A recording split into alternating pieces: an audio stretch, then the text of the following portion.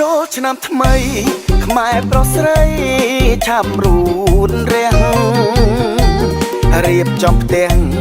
ចាំទទួលទេវតាឆ្នាំថ្មីអ្នកស្រុកស្រែអ្នកទីក្រុងកុំបងអងអីចូលឆ្នាំ3ថ្ងៃយើងជួបជុំគ្នាសូមជូនពរជ័យបងសុខសួស្តីផុតឆ្នាំចាស់ផ្លាស់ឆ្នាំថ្មីគ្មានភ័យរោគាសូមបានសុខឆាផុតទុក្ខទ្រពធនហូរហៀសូមជោគជ័យដល់ជាតិខែមរាទួងឆ្ងាយចិត្តនាយសមុទ្រផុតជើងមេឆ្ងាយអណែដូចនៅចិត្តគៀនកិតអរាជាកូនខ្មែរមិនភ្លេចទេពូជពងសាវតាដល់ប្រទេសណាចូលឆ្នាំដូចគ្នា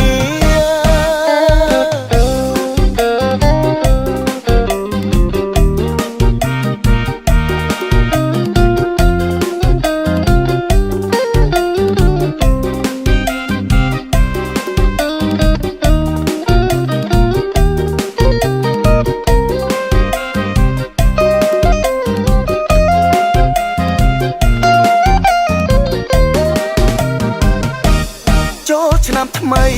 ខ្មែរប្រុសស្រីឆាប់រូនរាំងរៀបចំផ្ទាំងចាំទទួលទេវតាឆ្នាំថ្មីអ្នកស្រុកស្រែអ្នកទីក្រុងកុំបងអងអី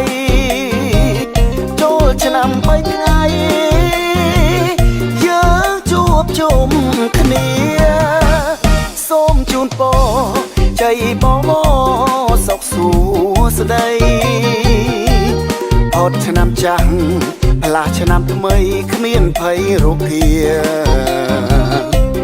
សូមបានសុខឆាផុតទុក្ខទ្រពធនហូរហៀសូមជោគជ័យ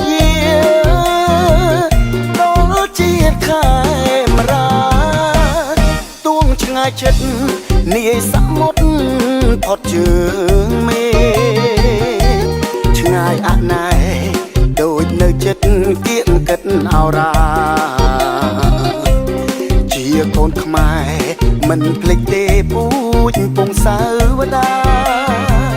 ដល់ប្រទេសណា